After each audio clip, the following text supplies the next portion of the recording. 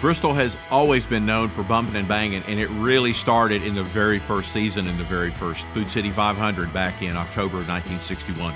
There were 52 races back in the 1961 season, and this was the 50th race of the season. The points championship was very much in doubt. You had guys like Ned Jarrett and Rex White who were battling for the championship. It was the race everybody wanted to win because they were about to wrap up their season. It was a great battle. Rex White was battling for the lead, and he and Joe Weatherly got into a traditional Bristol fender banging, rooting and gouging kind of a battle. And Weatherly came out on top, and Rex ran second that day. Did all he could to try to win the championship, but he could not get back around Little Joe.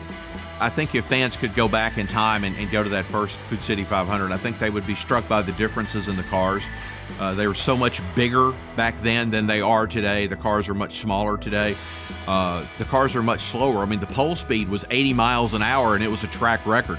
We're running 140 miles an hour into the corners now. There was no power steering back then. You were talking about a 4,000-pound car versus a 3,400-pound car, but you were manhandling that car. I mean, when you're driving through the corners, I mean, you're giving it everything you got, to make that car do what you wanted it to do. And that's one reason a lot of cars fell out. If you go back and look at the results from back in the 60s in the early Bristol races, a lot of times half the field didn't even finish because the cars just could not take the pounding that Bristol delivered.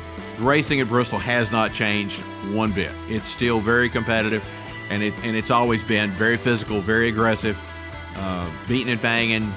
If you want to go to the front, you're probably going to have to move your buddy.